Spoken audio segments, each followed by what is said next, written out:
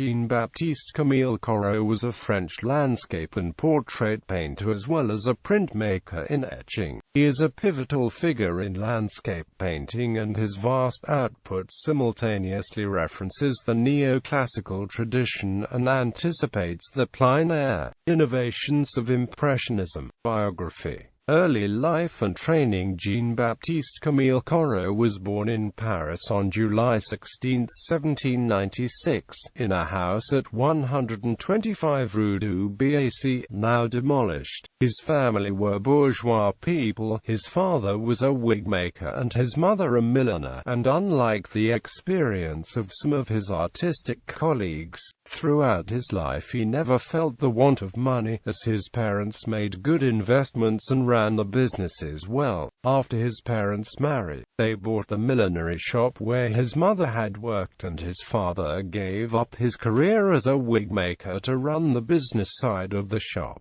The store was a famous destination for fashionable Parisians and earned the family an excellent income. Corot was the second of 3 children born to the family, who lived above the shop during those years. Corot received a scholarship to study at the Lycée Pierre Corneille in Rouen, but left after having scholastic difficulties and entered a boarding school. He was not a brilliant student, and throughout his entire school career he did not get a single nomination for a prize, not even for the drawing classes. Unlike many masters who demonstrated early talent and inclinations toward art before 1815, Corot showed no such interest. During those years he lived with the Sénégon family, whose patriarch was a friend of Corot's father and who spent much time with young Corot in nature walks. It was in this region that Corot made his first paintings after nature.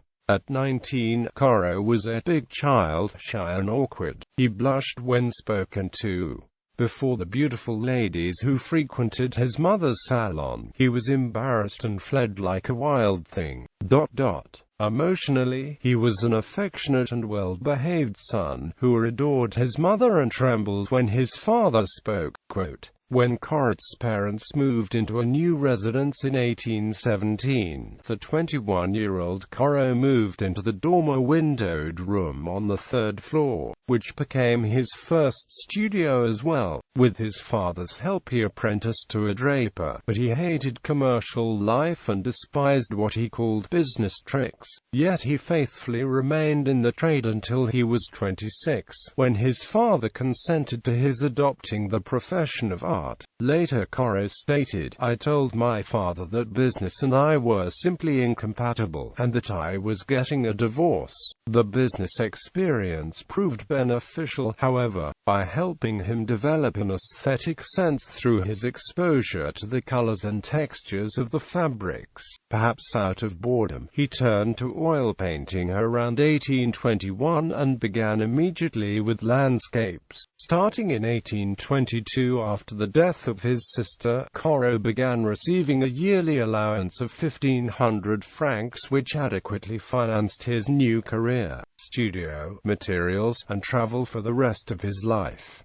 He immediately rented a studio on Quai Voltaire. During the period when Corot acquired the means to devote himself to art, landscape painting was on the upswing and generally divided into 2 camps. One historical landscape by neoclassicists in southern Europe, representing idealized views of real and fancied sites peopled with ancient, mythological, and biblical figures, and 2 realistic landscape, more common in northern Europe, which was largely faithful to actual topography, architecture, and flora, and which often showed figures of peasants. In both approaches, landscape artists would typically begin with outdoor sketching and preliminary painting, with finishing work done indoors. Highly influential upon French landscape artists in the early 19th century was the work of Englishmen John Constable and J.M.W. W. Turner, who reinforced the trend in favor of realism and away from neoclassicism. For a short period between 1821 and 1822, Corot studied with Achille Etna Michelon, a landscape painter of Corot's age who was a protégé of the painter Jacques-Louis David and who was already a well-respected teacher. Michelon had a great influence on Corot's career. Corot's drawing lessons included tracing lithographs, copying three-dimensional forms, and making landscape sketches and paintings outdoors, especially in the forests of Fontainebleau, the seaports along Normandy, and the villages west of Paris such as Ville d'Avray. Michelon also exposed him to the principles of the French neoclassic tradition, as espoused in the famous treatise of theorist Pierre-Henri de Valenciennes, and exemplified in the works of French neoclassicists Claude Lorraine and Nicolas Poussin, whose major aim was the representation of ideal beauty in nature, linked with events in ancient times. Though this school was on the decline, it still held sway in the Salon, the foremost art exhibition in France attended by thousands at each event. Corot later stated, "I made my first landscape from nature, under the eye of this painter, whose only advice was to render with the greatest scrupulousness everything I saw before me. The lesson worked. Since then I have always treasured precision." Quote. After Michelon's early death in 1822, Corot studied with Michelon's teacher, Jean-Victor Bertin, among the best-known neoclassic landscape painters in France,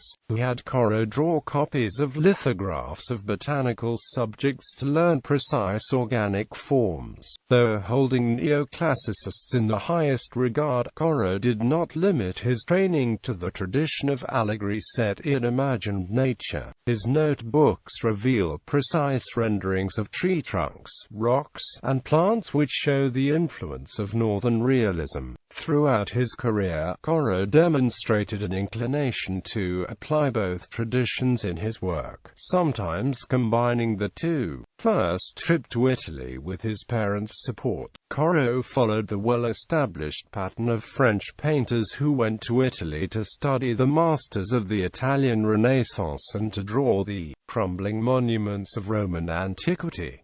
The condition by his parents before leaving was that he paint a self-portrait for them. His first, Corot's stay in Italy from 1825 to 1828 was a highly formative and productive one, during which he completed over 200 drawings and 150 paintings. He worked and traveled with several young French painters also studying abroad who painted together and socialized at night in the cafes, critiquing each other and gossiping. Corot learned little from the Renaissance masters and spent most of his time around Rome and in the Italian countryside. The Farnese Gardens with its splendid views of the ancient ruins was a frequent destination, and he painted it at 3 different times of the day. The training was particularly valuable in gaining an understanding of the challenges of both the mid-range and panoramic perspective, and in effectively placing man-made structures in a natural setting. He also learned how to give buildings and rocks the effect of volume and solidity with proper light and shadow, while using a smooth and thin technique. Furthermore, placing suitable figures in a secular setting was a necessity of good landscape painting to add human context and scale, and it was even more important in allegorical landscapes.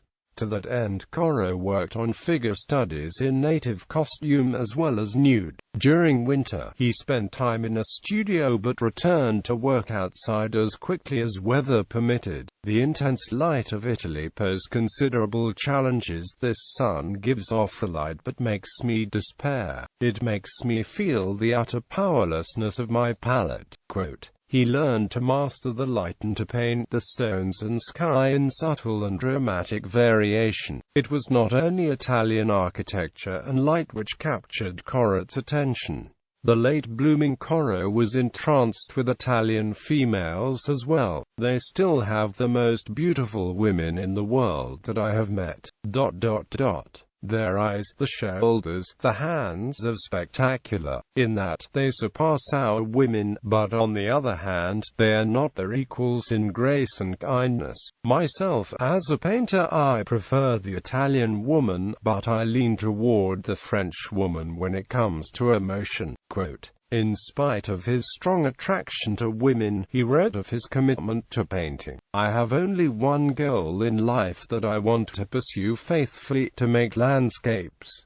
This firm resolution keeps me from a serious attachment, that is to say, in marriage. But my independent nature and my great need for serious study make me take the matter lightly." Striving for the Salon. During the 6-year period following his first Italian visit and his second, Corot focused on preparing large landscapes for presentation at the Salon. Several of his Salon paintings were adaptations of his Italian oil sketches reworked in the studio by adding imagined, formal elements consistent with neoclassical principles. An example of this was his first Salon entry, View at Lainé, where he took his quick, natural study of a ruin of a Roman aqueduct in dusty bright sun and transformed it into a falsely idyllic pastoral setting with giant shade trees and green lawns, a conversion meant to appeal to the neoclassical jurors.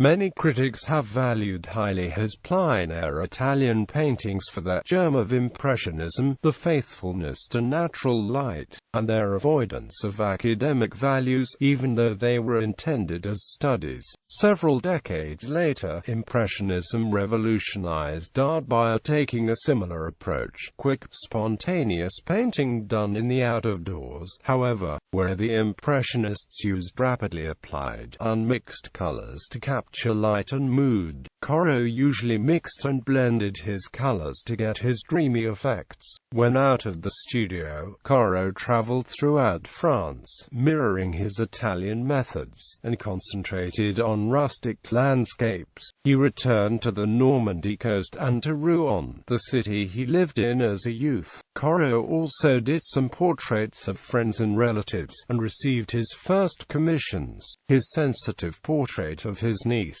Laisné, dressed in powder blue, was one of his most successful and was later donated to the Louvre. He typically painted 2 copies of each family portrait, one for the subject and one for the family, and often made copies of his landscapes as well. In the spring of 1829, Corot came to Barbizon to paint in the forest of Fontainebleau. He had first painted in the forest at Chalais in 1822. He returned to Barbizon in the autumn of 1830 and in the summer of 1831, where he made drawings and oil studies, from which he made a painting intended for the Salon of 1830, his View of the Forest of Fontainebleau, and, for the Salon of 1831, another View of the Forest of Fontainebleau. While there he met the members of the Barbizon school, Théodore Rousseau, Paul Huet, Constant Troyon, Jean-François Millet, and the young Charles-François d'Orbigny. Corot exhibited one portrait and several landscapes at the Salon in 1831 and 1833.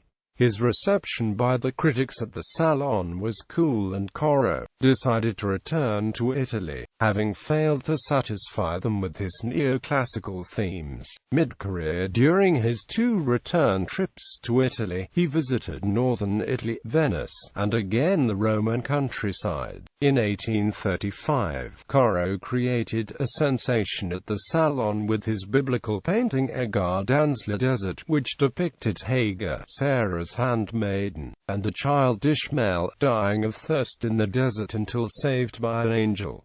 The background was likely derived from an Italian study. This time, Corot's unanticipated, bold, fresh statement of the neoclassical ideal succeeded with the critics by demonstrating the harmony between the setting and the passion or suffering that the painter chooses to depict in it. Quote, he followed that up with other biblical and mythological subjects, but those paintings did not succeed as well, as the Salon critics found him wanting in comparisons with Poussin.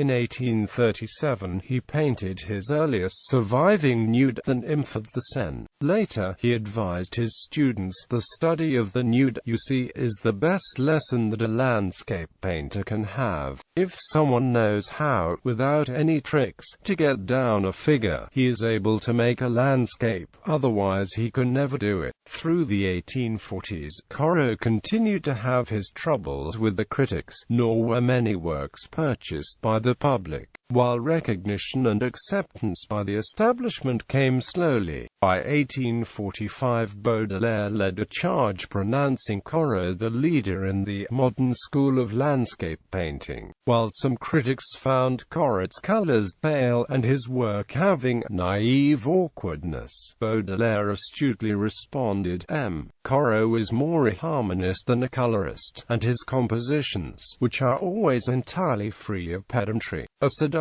just because of the simplicity of color." Quote, in 1846, the French government decorated him with the Cross of the Legion d'Honneur, and in 1848 he was awarded a second-class medal at the Salon, but he received little state patronage as a result. His only commissioned work was a religious painting for a baptismal chapel painted in 1847, in the manner of the Renaissance masters. Though the establishment kept holding back, other painters acknowledged Corot's growing stature. In 1847, Delacroix noted in his journal, "Corot is a true artist. One has to see a painter in his own place to get an idea of his work. Corot delves deeply into a subject, ideas come to him and he adds while working. It's the right approach." Upon Delacroix's recommendation, the painter Constant Duteloup bought a Corot painting and began a long and rewarding relationship with the artist, bringing him friendship and patrons. Corot's public treatment dramatically improved after the Revolution of 1848, when he was admitted as a member of the Salon jury. He was promoted to an officer of the Salon in 1867. Having forsaken any long-term relationships with women, Corot remained very close to his parents even in his 50s. A contemporary said of him, "Corot is a man of principle, unconsciously Christian. He surrenders all his freedom to his mother. He has to beg her repeatedly to get permission to go out for dinner every other Friday." Apart from his frequent travels, Corot remained closely tethered to his family until his parents died. Then at last he gained the freedom to go as he pleased. That freedom allowed him to take on students for informal sessions, including the Jewish artists Edouard Brandon and future Impressionist Camille Corot, who was briefly among them. Corot's vigor and perceptive advice impressed his students. Charles d'Orbigny stated, "He's a perfect old man joy, this Father Corot. He is altogether a wonderful man, who mixes jokes in with his very good advice." Another student said of Corot, "The newspapers had so distorted Corot, putting Theocritus and Virgil in his hands, that I was quite surprised to find him knowing neither Greek nor Latin. His welcome is very open, very free, very amusing. He speaks or listens to you while hopping on one foot or on two. He sings snatches of opera in a very true voice, but he has a shrewd, biting side carefully hidden behind his good nature." By the mid-1850s, Corot's increasingly impressionistic style began to get the recognition that fixed his place in French art. Corot excels in reproducing vegetation in its fresh beginnings. He marvelously renders the firstlings of the New World. For the 1850s on, Corot painted many landscape souvenirs and paysages, dreamy imagined paintings of remembered locations from earlier visits painted with lightly and loosely dabbed strokes. Later years in the 1860s, Corot was still mixing peasant figures with mythological ones, mixing neoclassicism with realism, causing one critic to lament, "If Corot would kill, once and for all, the nymphs of his woods and replace them with peasants, I should like him beyond measure." Quote, In reality, in later life his human figures did increase and the nymphs did decrease. But even the human figures were often set in idyllic reveries. In later life, Corot's studio was filled with students, models, friends, collectors, and dealers who came and went under the tolerant eye of the master, causing him to quip, "Why is it that there are 10 of you around me, and not one of you thinks to relight my pipe?" Dealers snapped up his works and his prices were often above 4,000 francs per painting. With his success secured, Corot gave generously of his money and time. He became an elder of the artists' community and would use his influence to gain commissions for other artists. In 1871 he gave £2,000 for the poor of Paris, under siege by the Prussians. During the actual Paris Commune, he was at Arras with Alfred Robo. In 1872, he bought a house in Auvers as a gift for Honoré Daumier, who by then was blind, without resources, and homeless. In 1875 he donated 10,000 francs to the widow of Millet in support of her children. His charity was near proverbial. He also financially supported the upkeep of a day center for children on Rue Vandrezan in Paris. In later life, he remained a humble and modest man, apolitical and happy with his luck in life, and held close the belief that men should not puff themselves up with pride, whether they are emperors, adding this or that province to their empires, a painter who gain a reputation, despite great success in appreciation among artists, collectors, and the more generous critics. His many friends considered, nevertheless, that he was officially neglected, and in 1874, a short time before his death, they presented him with a gold medal. He died in Paris of a stomach disorder aged 78 and was buried at Père Lachaise Cemetery. A number of followers called themselves Corot's pupils. The best known are Camille Pissarro, Eugène Boudin, Berthe Morisot, Stanislas Lepine, Antoine Chintroy, François-Louis Francais, Charles Leroux, and Alexandre Defoe. Art and technique. Corot is a pivotal figure in landscape painting. His work simultaneously references the neoclassical tradition and anticipates the plein-air innovations of Impressionism. Of him Claude Monet exclaimed in 1897, "There is only one master here, Corot. We are nothing compared to him, nothing." His contributions to figure painting are hardly less important. Degas preferred his figures to his landscapes, and the classical figures of Picasso pay overt homage to Corot's influence. Historians have divided his work into periods, but the points of division are often vague, as he often completed a picture years after he began it. In his early period, he painted traditionally and tight, with minute exactness, clear outlines, thin brushwork, and with absolute definition of objects throughout, with a monochromatic underpainting or ébauche. After he reached his 50th year, his methods changed to focus on breadth of tone and an approach to poetic power conveyed with thicker application of paint, and about 20 years later, from about 1865 onwards, his manner of painting became more lyrical, affected with a more impressionistic touch. In part, this evolution in expression can be seen as marking the transition from the plein-air paintings of his youth, shot through with warm natural light, to the studio-created landscapes of his late maturity, enveloped in uniform tones of silver. In his final 10 years he became the Père Corot of Parisian artistic circles, where he was regarded with personal affection, and acknowledged as one of the 5 or 6 greatest landscape painters the world had seen, along with Hobbema, Claude Lorraine, Turner and Constable. In his long and productive life, he painted over 3,000 paintings. Though often credited as a precursor of Impressionist practice, Corot approached his landscapes more traditionally than is usually believed. Compared to the Impressionists who came later, Corot's palette is restrained, dominated with browns and blacks along with dark and silvery green. Though appearing at times to be rapid and spontaneous, usually his strokes were controlled and careful, and his compositions well thought out and generally rendered as simply and concisely as possible, heightening the poetic effect of the imagery. As he stated, "I noticed that everything that was done correctly on the first attempt was more true, and the forms more beautiful." Corot's approach to his subjects was similarly traditional. Although he was a major proponent of plein-air studies,